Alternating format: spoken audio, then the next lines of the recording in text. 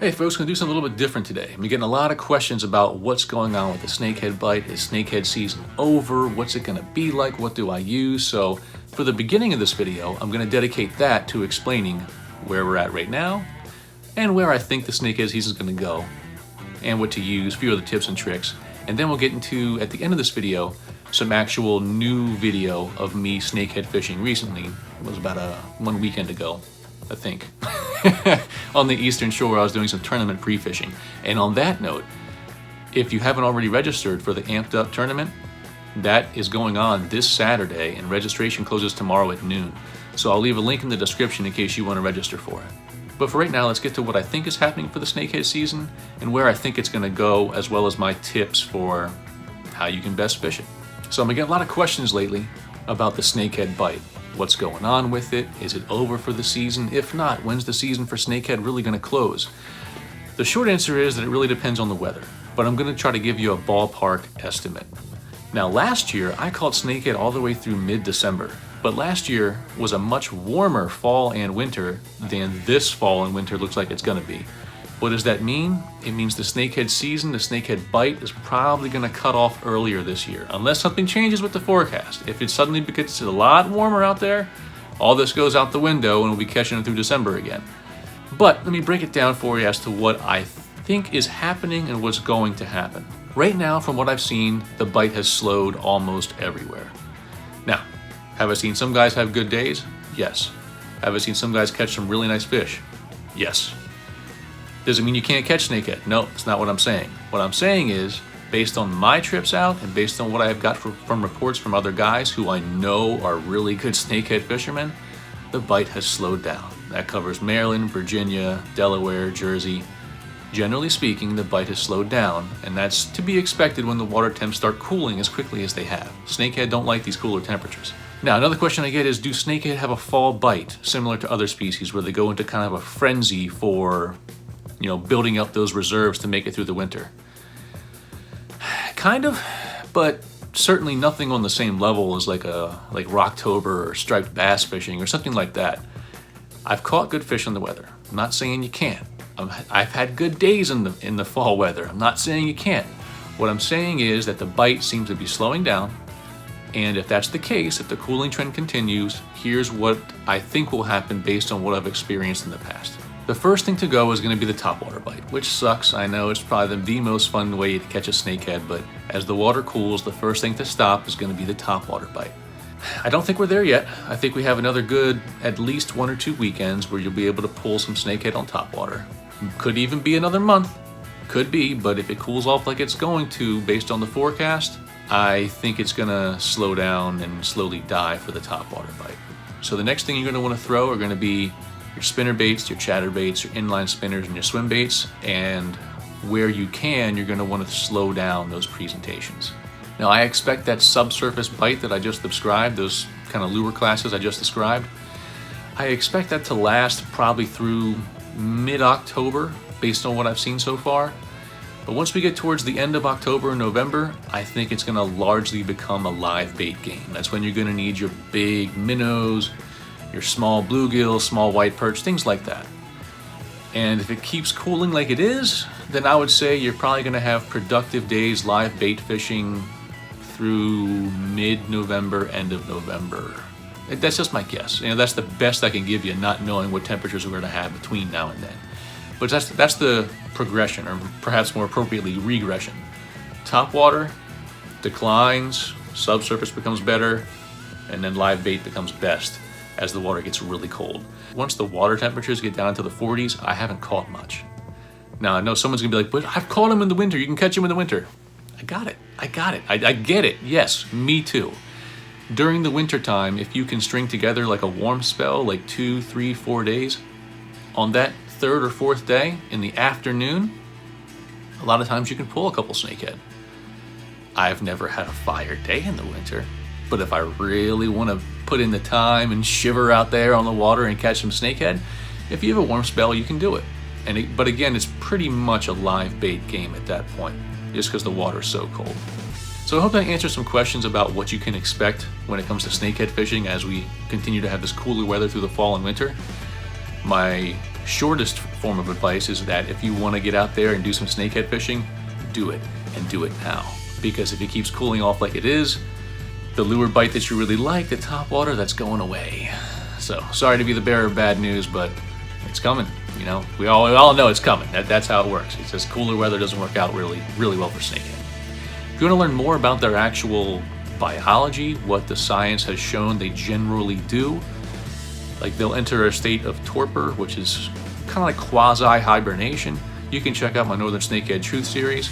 Also check out my videos like how to catch late fall snakehead. I break down the gear, the rigs, where I fish, why I fish there. And I guess the last note I'll make is that when it comes to live bait fishing like minnows, a lot of guys aren't really fans of it, and I get it, I'm a lure guy too.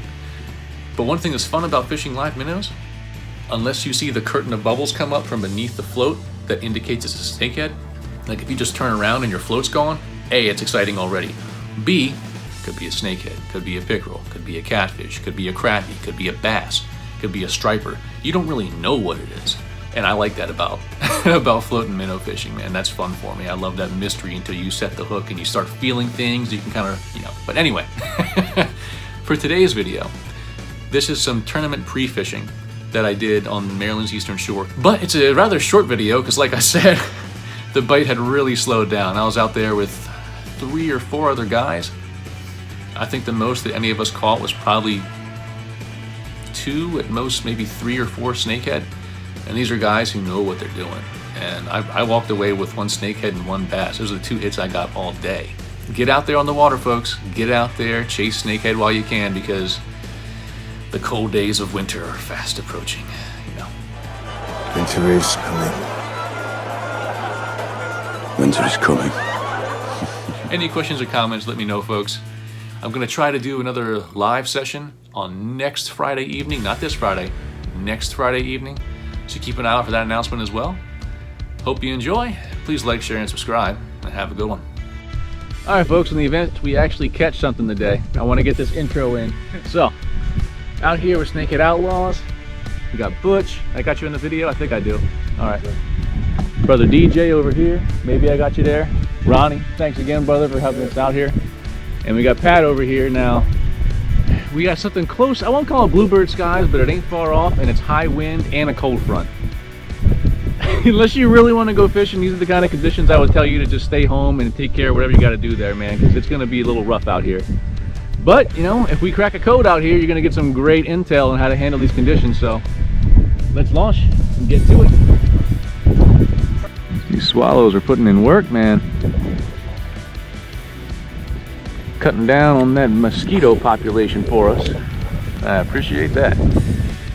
Now, for me personally, folks, I usually don't take snacks when I'm fishing. I don't feel the need to eat when I'm on the water, as long as the action is good.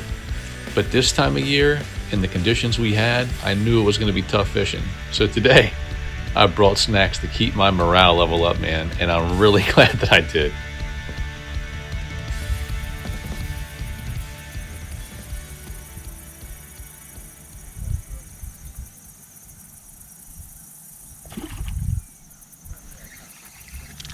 Did y'all hear that?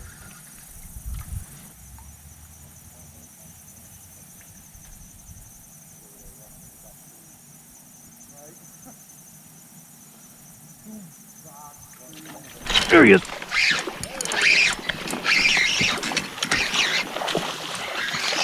Ha! Largemouth. Thought it might have been a largemouth based on how I was seeing those hits go down. And sure enough, there she is. Well, the skunk is out the boat, so I'm thankful for that in and of itself, because it's tough conditions today.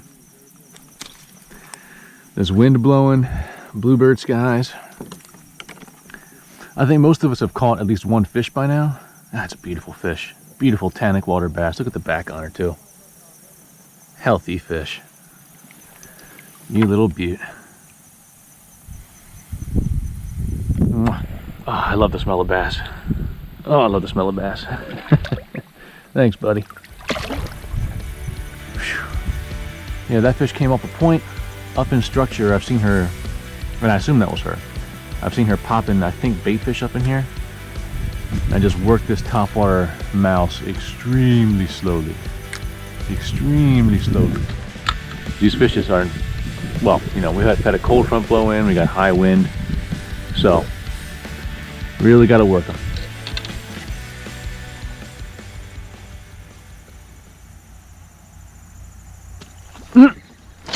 There you are.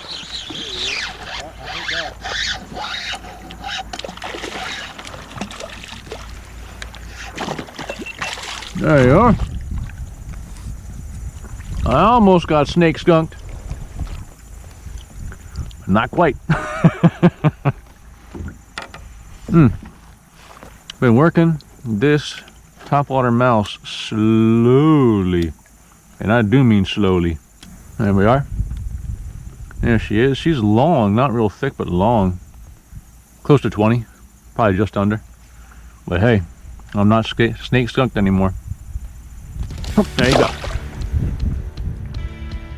So folks, while I had some other close calls out here for catching fish, that was really it for the day. That cold front, bluebird sky, and high wind, it's just not good conditions. You see the guys caught a few more fish out here, and you'll see us spook a lot of other fish. We were spooking snakehead left and right, but getting them to bite, well, that was a different story. So the quest to crack the code on snakehead in these conditions continues for me. But I'm looking forward to the tournament this weekend, and with the warming spell we've had, I think the bite will be a little bit better. Thanks for watching, folks. Please like, share, and subscribe, and have a good one.